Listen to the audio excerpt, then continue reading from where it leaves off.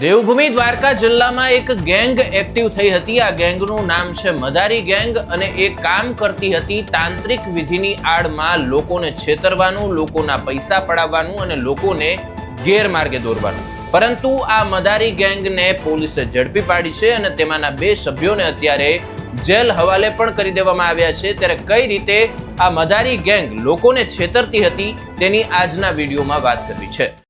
નમસ્કાર, આપ જોવાનું શરૂ કરી ચૂક્યા છો અવર રાજકોટ અને હું છું આપની સાથે ORJ દક્ષિણી। જે પ્રમાણેની વિગતો અત્યારે મળી રહી છે, દેવભૂમિ દ્વારકામાં તાંત્રિક વિધિ કરવાની આડમાં લોકો સાથે લાખો રૂપિયાની છેતરપિંડી કરતી જે મદારી ગેંગ છે એના 2 સભ્યો અત્યારે ઝડપાઈ ગયા છે।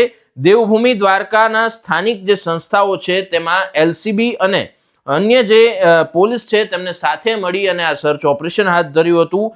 જેમાં બનાવ કંઈક એમ બન્યો હતો કે રાજકોટના જ રહેવાસી છે જેમનું નામ છે નિર્મલભાઈ કથલભાઈ ઝરુ। એમને એવું કહેવામાં આવે છે કે તમે અહીંયા આવો અને તમારું જે સોનાના જે દાગીના છે તેમાં અમે તાંત્રિક વિધિ કરીશું અને ત્યારબાદ તમારા ઘરની તમામ જે સમસ્યાઓ છે તે સમસ્યાનું સમાધાન થઈ જશે। આવું કહી અને જે ફરિયાદી છે તેમને બોલાવવામાં આવે છે। દ્વારકા નાગેશ્વર રોડ ઉપર ધારાના સવેલ એક ગામ આવેલું છે, ત્યાં લઈ જવામાં આવે છે। ત્યારબાદ ત્યાં બધા જ જે સોનાના દાગીના સહિતની જે રોકડ રકમ હોય છે તે મુકાવવામાં આવે છે અને તાંત્રિક વિધિના નામે છેતરપિંડી કરી અને ત્યારબાદ લૂંટારુઓ ત્યાંથી સોનું લૂંટી ફરાર થઈ જાય છે અને 9.32 લાખની છેતરપિંડી આચરે છે। પરિવારની સમસ્યાઓ તો કોઈ દૂર નથી થતી, પરંતુ જે તેમનું સોનું હોય છે એ પણ જાય છે, એટલે કે આર્થિક બીજી સમસ્યાઓ ઊભી થઈ જાય છે। જ્યારે સમગ્ર બાબતને લઈને ફરિયાદ નોંધાવવામાં આવી ત્યારે ઘટનાની ગંભીરતાને ધ્યાનમાં રાખી દ્વારકા પોલીસ અને LCBએ અલગ અલગ ટીમો બનાવી હતી અને બાતમીદારોની મદદથી, ટેકનિકલ સર્વેલન્સની મદદથી જન્નાથ પઢિયાર અને નેનુનાથ બામણિયાની ધરપકડ કરી લીધી છે। પોલીસે આરોપીઓ પાસેથી 9,32,000ના સોનાના દાગીના પણ જપ્ત કરી લીધા છે। આ ગેંગ આવી રીતે ધાર્મિક પ્રલોભનો પહેલા આપતી હતી અને અંધશ્રદ્ધાળુને છેતરવામાં માહિર માનવામાં આવતી હતી। હાલમાં દ્વારકા પોલીસે વધુ તપાસ પણ એ કરી રહી છે કે આવી રીતે કેટલા લોકોને અંધશ્રદ્ધાના નામે ભોળવીને શિકાર બનાવી અને છેતરપિંડી કરી છે। તેને લઈને જે દેવભૂમિ દ્વારકાના DYSP છે સાગર રાઠોડ, તેમને પણ વિગતવાર માહિતી આપી છે। આવો સાંભળી શું કહ્યું છે।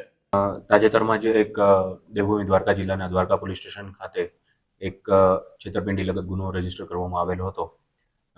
જે બાબતે જણાવવાનું કે એક ફરિયાદી જે નિર્મલભાઈ કાથળભાઈ ઝરુ નામના હતા, તેમને આ જે છેતરપિંડી કરનાર ગેંગ જે છે એ પોતાના ઘરેલું જે પ્રશ્નો હોય તેને સોલ્વ કરવા માટે તાંત્રિક વિધિ કરવાની બાંહેધરી આપતા હોય આરોપી દ્વારા એવું જણાવેલું હતું કે તમે સોના કે ચાંદી કે કોઈ એવા દાગીના રજૂ કરશો, એનાથી આપણે તાંત્રિક વિધિ કરશું, જેનાથી તમારી તમામ ઘરની મુશ્કેલીઓ દૂર થશે। એ બાબતમાં ફરિયાદી વિશ્વાસમાં આવી જઈ અને જે આરોપીઓ છે તેમને પોતાના ઘરના દાગીના અને બધું એમને આપીને અને સદર આરોપીઓએ છેતરપિંડી આચરેલી હતી। આ ગુનામાં 2 મુખ્ય આરોપી છે, જેમનું નામ છે જાનનાથ સુરમનાથ પઢિયાર, આ રહેવાસી છે મોરબી જિલ્લાના, અને નેનુનાથ પોપટનાથ બામણિયા, એ રહેવાસી છે રાજકોટ જિલ્લાના। આ બંને આરોપીઓની હાલ દેવભૂમિ દ્વારકા જિલ્લા LCB ટીમ તેમજ સ્થાનિક પોલીસ ટીમની સંયુક્ત મહેનતથી ધરપકડ કરવામાં આવેલી છે। તેમજ આ બંને આરોપીઓ વિરુદ્ધ અગાઉ અમરેલી જિલ્લાના બગસરા પોલીસ સ્ટેશનમાં, જુનાગઢ તાલુકા પોલીસ સ્ટેશનમાં તેમજ મોરબી જિલ્લાના A ડિવિઝન પોલીસ સ્ટેશનમાં પણ ગુનો દાખલ થયેલો છે।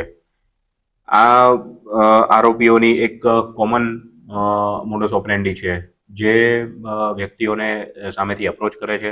આરોપીઓ સામેથી કોઈ પણ વ્યક્તિને અપ્રોચ કરે અને એમના કોઈ પણ પ્રશ્નો હોય ઘરેલું, અને સ્વાભાવિક વસ્તુ છે કે સામાજિક રીતે ઘરના નાના મોટા પ્રશ્નો રહેતા હોય છે તમામને, એ પ્રશ્નનો એ વીકનેસનો ફાયદો ઉઠાવીને તેમને એવી બાંહેધરી આપે કે અમે તમારા પ્રશ્નો દૂર કરીશું, તમે સોના ચાંદી તમારી પાસે જે કંઈ દાગીના હોય એ તમે રજૂ કરો, એનો ઉપયોગ કરીને આપણે એક વિધિ કરીને તમારા તમામ પ્રશ્નો અમે દૂર કરીશું, એવી બાંહેધરી આપતા જે કોઈ ફરિયાદી કે જે કોઈ ભોગ બનનાર હોય તે એના વિશ્વાસમાં આવીને પોતાના દાગીના રજૂ કરતા હોય છે। જ્યારે રજૂ કરે છે ત્યારે કોઈ પણ રીતે તેમની આંખોમાં ધૂળ ઝોકીને આ લોકો છેતરપિંડી આચરીને સોનાના દાગીના લઈને ફરફુ ચક્કર થઈ જતા હોય છે।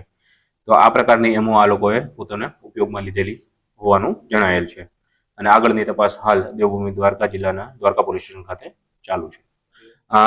સદર ગુનામાં ગુનાનો કુલ મુદ્દામાલ જે છે એ 9,32,000ની કિંમતનો સોનાના દાગીના હાલ અમે રિકવર કરેલા છે.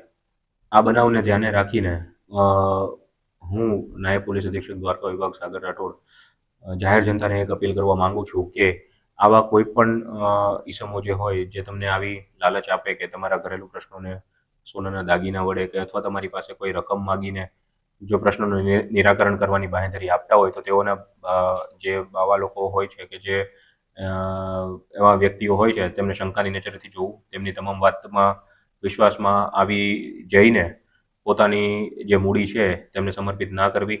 એટલે આથી જાહેર જનતાને હું અપીલ કરવા માંગુ છું કે તમે અંધશ્રદ્ધાથી દૂર રહો અને છતાંય કોઈ એવું તમને શંકાસ્પદ વ્યક્તિ જણાઈ આવે તો જેથી પોલીસનો તુરંત જ સંપર્ક કરવા વિનંતી છે. શ્રદ્ધા અને અંધશ્રદ્ધા વચ્ચે ખૂબ જ પાતળી ભેદરેખા હોય છે. જો તમે ભૂલી જાઓ અને તમારા પરિવારમાં દુઃખ હોય અને એ દુઃખના કારણે ક્યાંક જો તમે ખોટો નિર્ણય કરી અને આવા લોકો સામે તમે જો તમારી બુદ્ધિનો ઉપયોગ ન કરો અને માત્ર ધર્મના નામે ભોળવાઈ જાઓ, અંધશ્રદ્ધામાં આવી જાઓ તો લાખો રૂપિયાનું નુકસાન તમને થઈ શકે છે. એનો આ જીવતો જાતો દાખલો છે. એટલે આગામી સમયમાં આવી ઘટનાઓથી પ્રેરાઈને આપણે એ પણ શીખવું જોઈએ કે જો કોઈ ધર્મના નામે આપણી જે મુસીબતો છે તે તાંત્રિક વિધિના નામે દૂર કરી દેશે એવું કહે તો એના ઉપર વિશ્વાસ ન કરવો જોઈએ. સમગ્ર ઘટનાને લઈને તમારું શું માનવું છે તે કમેન્ટમાં જરૂરથી જણાવશો. નમસ્કાર.